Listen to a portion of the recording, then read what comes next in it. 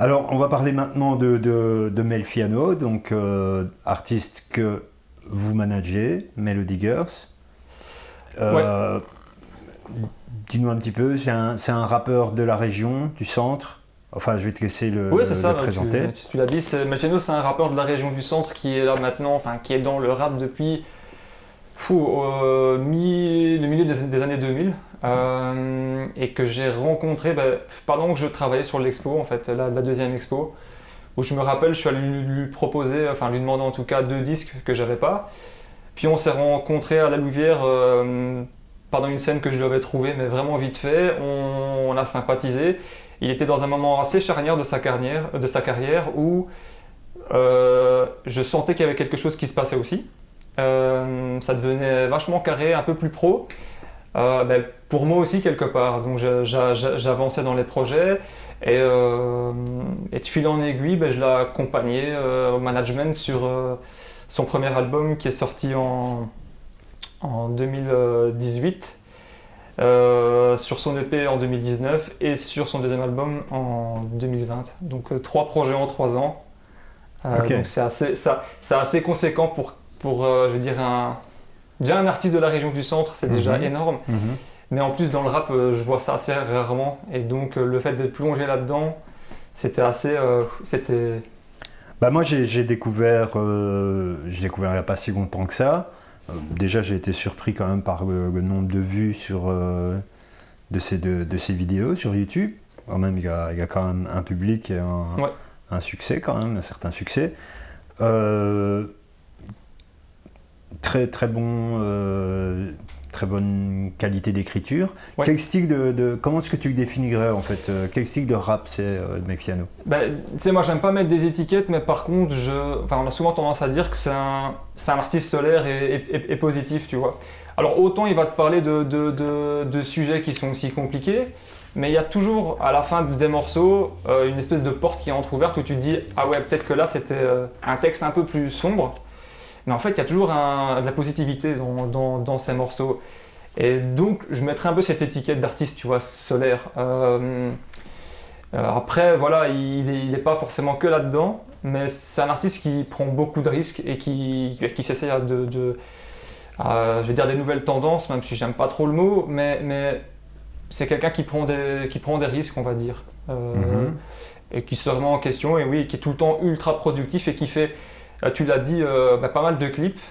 On a beaucoup de chance parce qu'on travaille avec un réalisateur de Lille qui s'appelle Sylvain. Donc il y a sa structure qui s'appelle Jinko Video.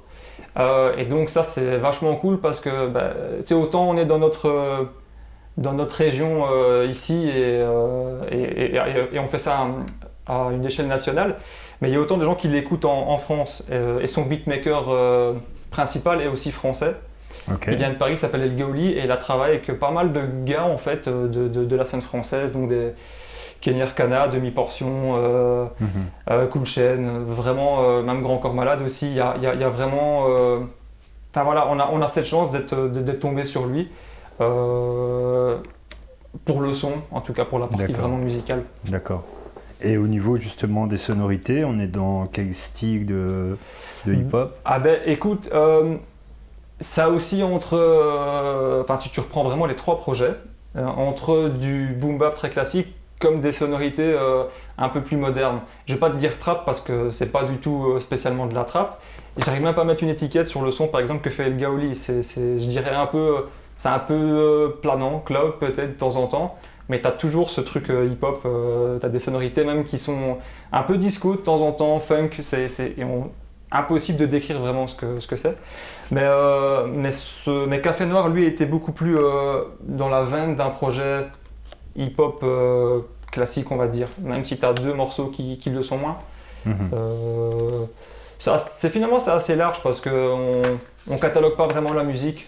Et Voilà. donc, Café Noir, donc c'est Melody Girls qui a l'idée de Ouais. rééditer cette EP en vinyle. Ouais, c'est ça. Donc il est sorti en 2019 et moi j'ai toujours eu en tête de sortir ce projet-là en vinyle parce que tu sais, à force d'être là en train de chercher des disques à chaque fois depuis des années et d'avoir tout ce patrimoine, Et si tu veux, moi j'ai suivi l'élaboration de ce disque des maquettes jusqu'au mix, jusqu'au mastering, enfin, avec tous les clips vidéo qu'il y a aussi derrière. Et je trouvais qu'il y avait quelque chose qu'il fallait figer en fait, parce que c'était vraiment une pièce, je sais pas, elle avait besoin de sortir dans ce format, elle est vraiment taillée pour ce format. Et donc je me suis dit en 2019 qu'il fallait sortir le projet. On l'a finalement sorti ici il y a quelques semaines, c'est encore tout frais. Ils sont partis en 2 semaines, on a fait 100 exemplaires, vraiment un tirage très limité. Et pour le coup, c'est assez sympa parce que c'est un peu je pense, le seul projet en vinyle hip-hop de la région du centre. Après 31 ans de sortie de disque. Donc c'est assez flashant de voir que voilà, tout ce que j'ai fait m'a amené finalement à travailler sur ce projet dans la région du centre. Et ce qui est complètement dingue, Donc c'est que... c'est la première fois qu'on sort un vinyle de hip-hop C'est ça. à la Louvière, dans la région de la Louvière. En tout cas, de rap dans la région du centre. Ouais. Ok. Vraiment au sens large. Et ce qui est complètement fou, c'est qu'il y a aussi un featuring sur ce projet-là avec le bavard de La Rumeur. Mhm. Et c'est pas non plus n'importe quelle personne, tu vois. Et c'est pas forcément le genre allez, je pense, d'artiste qui va collaborer avec tout le monde. Et donc, c'était un peu trippant de se dire, waouh, c'est cool d'avoir un gars comme ça qui a aussi marqué toute une génération à l'époque. Donc, voilà.